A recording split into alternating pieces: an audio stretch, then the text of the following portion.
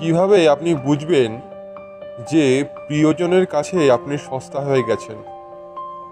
এখানে অনেকগুলো বিষয় নিয়ে আমরা আলোচনা করব, যেগুলো হয়তো আপনি আপনার দৈনন্দিন জীবনে খেয়াল করলে দেখতে পাবেন যে আপনার চারপাশে যে প্রিয়জনেরা রয়েছে তারা আপনাকে এই ধরনের আচরণ আপনার সঙ্গে হরদমি করে চলেছে বা হয়তো মাঝে করে চলেছে।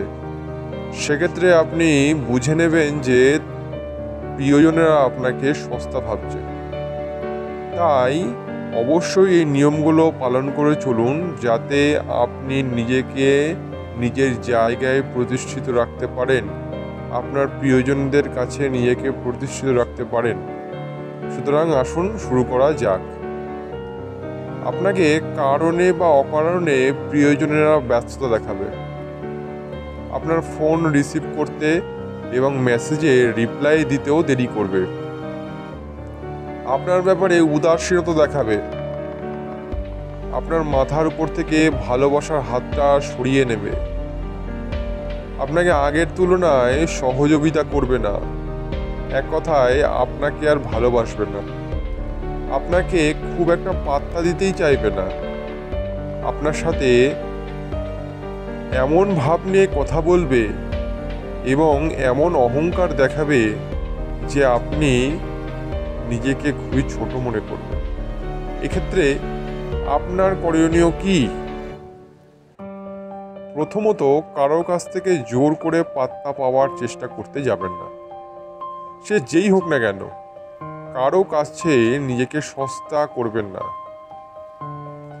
নিজের উপর নির্ভরশীল হন। নিজের সিদ্ধান্ত নিজেই নিন। প্রয়োজনে প্রিয়জনের কাছ থেকে নিজেকে দূরে সরিয়ে আনুন।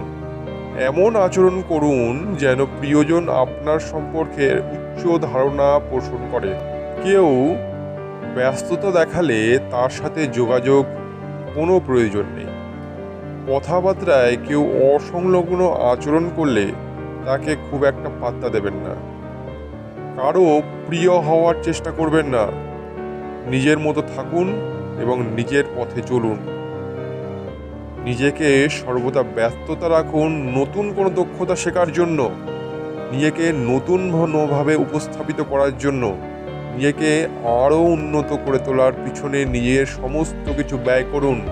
দেখবেন আপনাকে সস্তা আর কেউ করতে পারছে না।